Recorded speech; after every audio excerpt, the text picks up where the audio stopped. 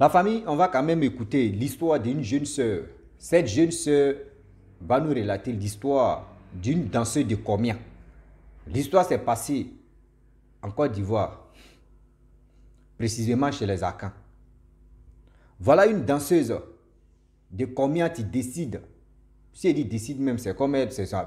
Elle allait vraiment prendre braise, ou elle allait prendre quelque chose dans la maison de sa, il peut dire, de sa camarade, ou soit il peut dire des maisons face à face. On va quand même écouter comment elle allait voler cet argent.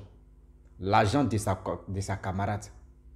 Et la camarade aussi, tellement que son cœur n'était pas trop tranquille, elle allait vraiment promettre des trucs au génie, de faire du mal à celui qui a volé ou celle qui a volé. Voilà comment la voleuse meurt.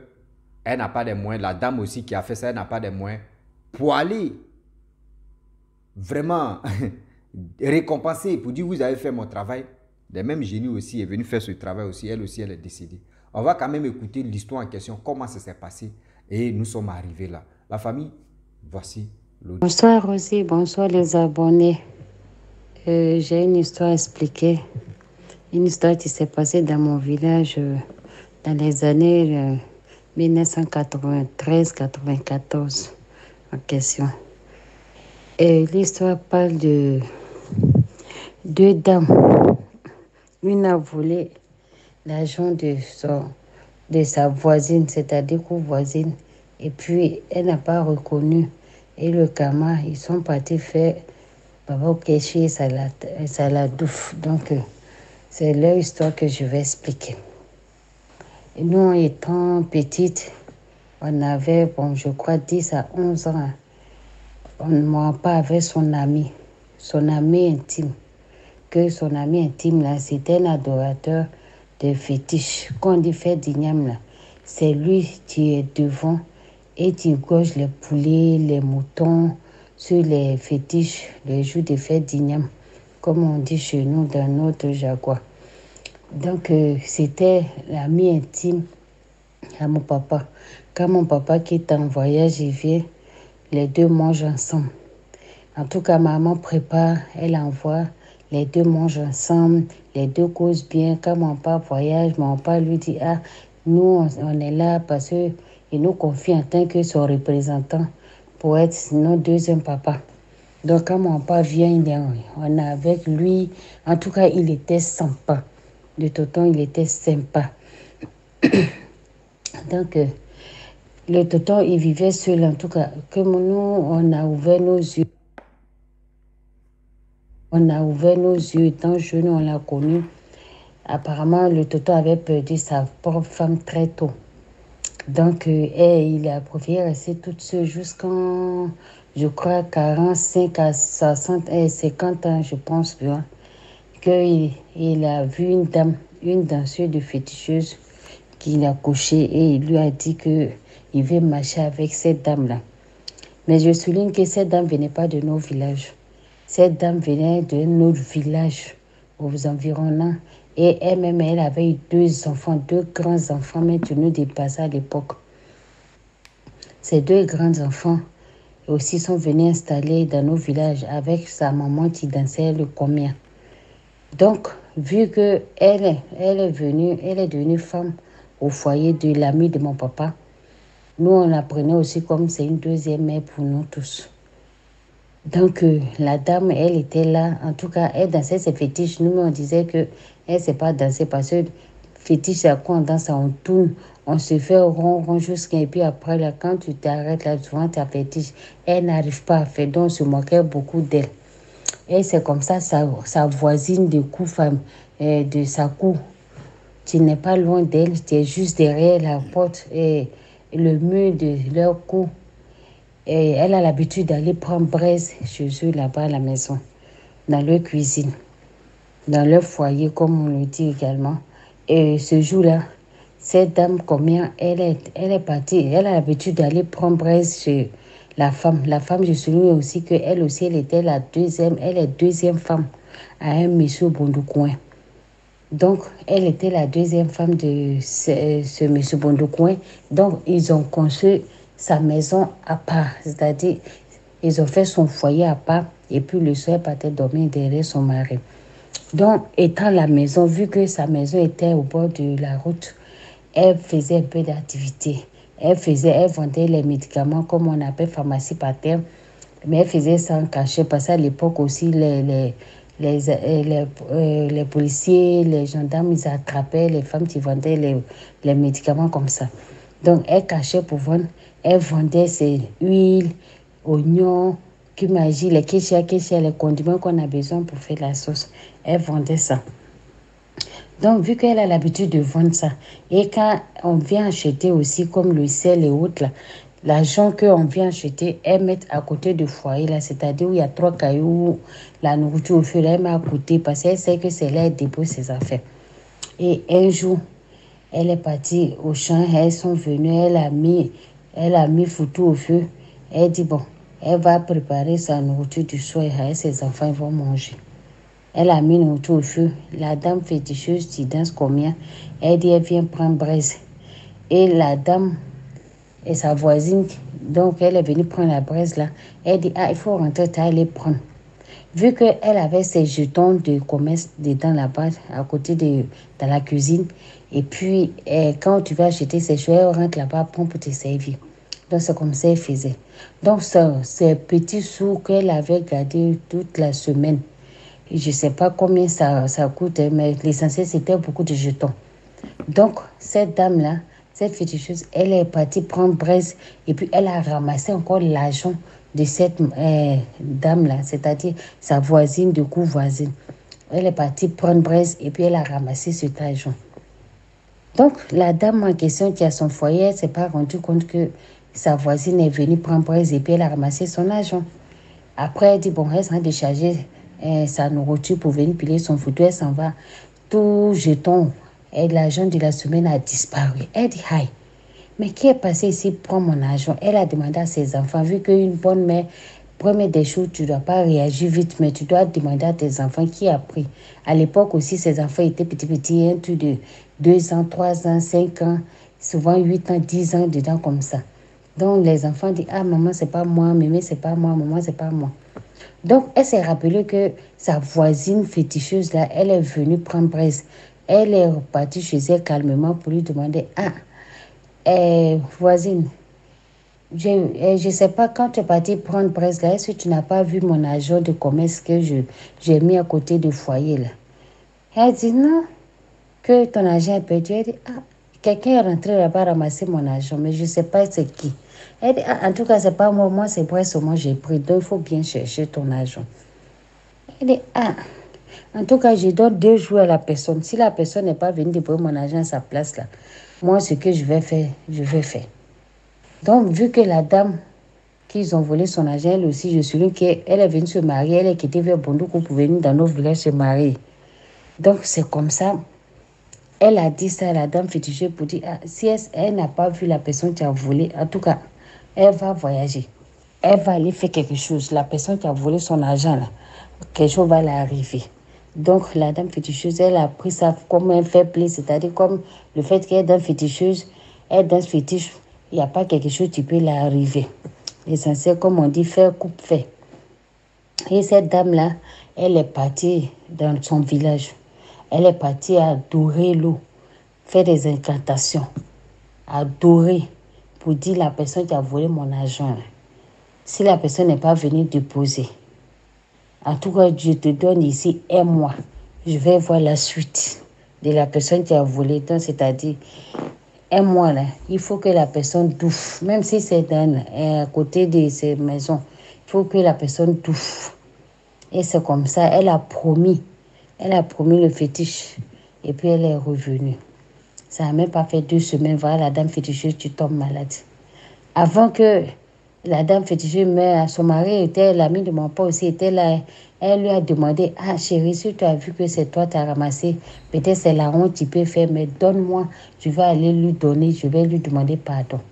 Déjà, je souligne aussi que quand elle a ramassé cet argent, elle est partie payer poisson fumé, cumin-magie, huile, oignon, tomate, pâte, ailleurs à la boutique pour venir faire sauce pour que elle et puis son mari et puis ses enfants puissent manger.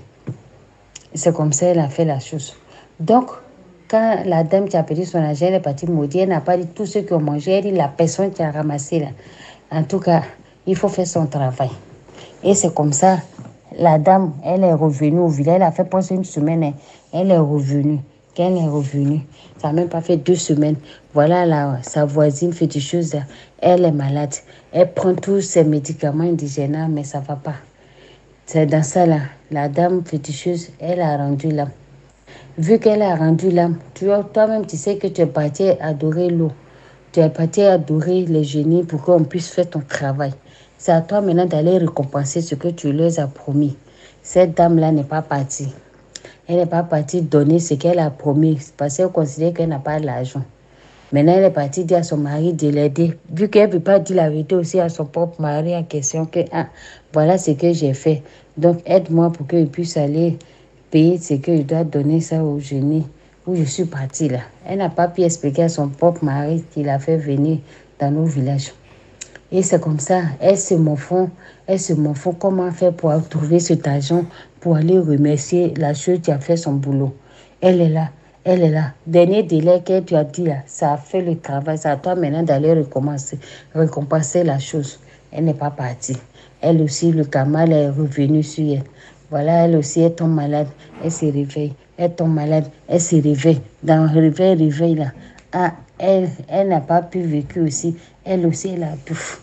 Donc, vu qu'elle a douf précipitamment comme ça, son mari en question qui l'a fait venir, ses enfants, ils sont partis, vu que c'est les musulmans, ils sont partis consulter pour dire, pourquoi ma femme est décédée vite comme ça. C'est ça, le marabout va lui dire, voilà ta femme, ta voisine féticheuse qui était décédée là. Cette voisine avait ramassé son argent, mais elle lui a demandé, elle a nié. Le fait qu'elle a nié, là, elle est partie dans son village, aller adorer génie, aller faire les incantations pour que la personne qui a volé son argent douffe.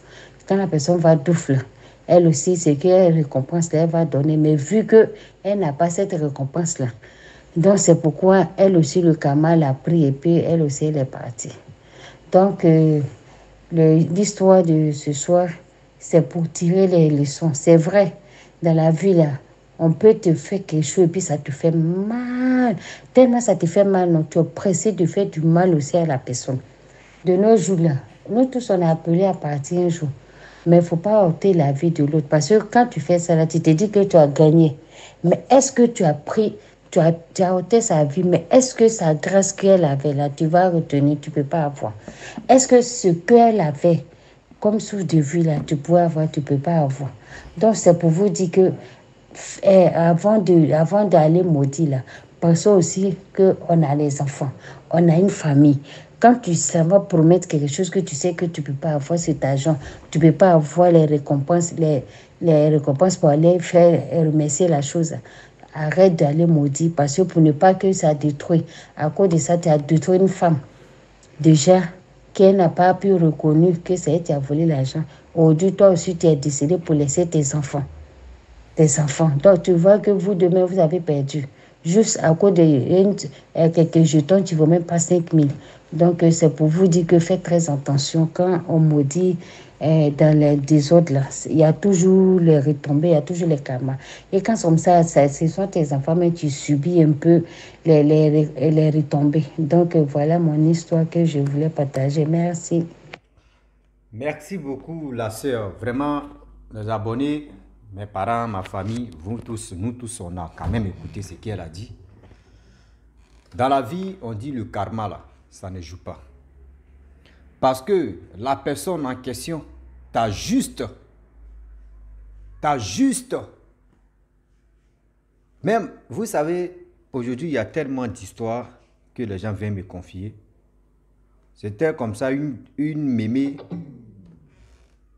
Il y a sa petite fille qui lui avait volé quoi, djimblé, c'est ce qu'on appelle djimblé. Bon, il faut être ivoirien d'abord. Gombo, râpé, sec, tout ça là, c'est ça qu'on appelle des djimblés, découpés comme ça. La mémé, elle a pensé que c'était quelqu'un d'autre qui avait volé. Elle a demandé à ses enfants ont dit non, c'est pas eux. Or, parmi les petits-enfants, il y avait une qui avait volé ça. Mais quand elle a lancé la malédiction, elle allait voir des génies, etc., pour juste gâter la vie de la personne. détruire la vie de la personne. Vous savez, quand vous partez au bord de l'eau, quand vous partez à quelque part, pour dire non que oui, les génies de l'eau, je suis venu vers vous. Faites ça là pour moi, faites ce travail là, moi je vais vous récompenser. Récompense là, s'il n'y en a pas là, eux, c'est évidemment, tu les as envoyés en mission là. C'est comme ça, ils vont venir te prendre aussi en mission. C'est comme ça, eux aussi, ils vont venir te prendre. Donc faites attention, s'il vous plaît. Réfléchissez, et puis réfléchissons très bien. Les actes que nous posons là, ça nous rattrape tôt ou tard. Quand on vous parle, vous pensez que oui, on est en train de s'amuser. On ne s'amuse pas, on dit la vérité. On est en train d'enseigner tout le monde d'être vigilant et vigilante. D'être vigilant et vigilant de tout ce que nous faisons sur cette terre. J'ai très mal, matin, midi, soir, quand des choses se passent comme ça. Toi aussi, toi tu danses combien? Toi tu te lèves là, tu t'as envolé aussi l'argent. Ah, toi aussi. Ah, vous t'as fait des vols là même là. On n'a pas encore fini à conscientiser, sensibiliser les jeunes. Hein. Des mamans aussi, elles sont dedans. Elle dit vol même là. Ça dit c'est pas aujourd'hui ça a commencé. Hein. Ça dit. Eh, Seigneur, aussi quand tu es fatigué comme cela là, vraiment c'est. Ben on est dedans. Est-ce que vous comprenez? Donc la famille, nous tous, on a quand même écouté ce que la jeune sœur a dit, a révélé comme les situations. Quand vous partez chez quelqu'un, quand vous voyez des choses qui vous plaisent, c'est mieux de dire à la personne que ça là, ça me plaît. Hein. Vraiment, c'est mieux ou soit Joe, ça ne va pas sur mon côté. Hein. Toi-même, c'est-à-dire, tu vois son argent hein, et puis tu lui demandes crédit. Joe, tu n'as pas un peu d'argent actuellement là, après tu es remboursé. Quand la personne te dit, je n'ai pas, tu dis, Joe, moi, je vais voler là, c'est mieux en même temps que je t'ai demandé crédit. La personne, mais honte que tu as mis sur lui là, la personne va te donner ce crédit là. Ou la personne peut dire, c'est pas pour moi, c'est pour quelqu'un d'autre, soit c'est pour aller. Bon, ça passe. Mais tu ne dis pas à la personne, tu ne sais même pas si l'argent c'est pour la personne ou soit on lui a confié, toi tu t'en vas voler. C'est quel voleur parallèle ça là? C'est quelle voleuse perpendiculaire? C'est quelle voleuse, je ne sais même pas, diagonale? Comment on va finir ça? Un sou, une sou, il dit, tout ça là, il dit, tout ça là va sortir dans ma bouche. Un sou, une sou, on va se poursuivre avec le français. Donc la famille, c'était juste, j'ai joué la voix de la jeune dame pour qu'on puisse mieux comprendre. Donc vous qui avez des histoires envoyées, Rossi est en train de prendre la forme. Rossi est quitté à quelque part, vraiment où il a perdu sa grand-mère plus son père. Dès le début, ceux qui me suivaient, je vous parlais toujours de ma grand-mère que c'est une mémé qui m'a vraiment soutenu. C'est une mémé qui m'a vraiment donné, quand on dit l'éducation, vraiment tout. C'est une mémé qui m'a vraiment rempli de cerveau. Aujourd'hui, qui n'est plus sur cette terre. Donc, j'avais fait au moins 2 semaines de silence. Ne pas faire des vidéos. Tous ceux qui m'ont envoyé des histoires, eux-mêmes des histoires, ou soit ce qu'ils m'ont envoyé, c'est maintenant, je vais prendre le relais maintenant de venir relater. Donc, je commence maintenant. Donc, ceux que je peux jouer les voix, ils ont l'habitude de relater des histoires, je joue vos voix. Mais quand ils voient qu'il y a une balance qui est en train de cligner un peu, moi, je prends le micro pour bailler. Donc, je vous dis à très bientôt. Les mamans, les jeunes filles, des jeunes garçons, les papas, tout ça, arrêtez de voler. Quand vous voyez l'argent de quelqu'un d'autre, réfléchissez un peu, s'il vous plaît, c'est mieux. Je vous dis à très bientôt. Ciao. Bisous à l'ensemble.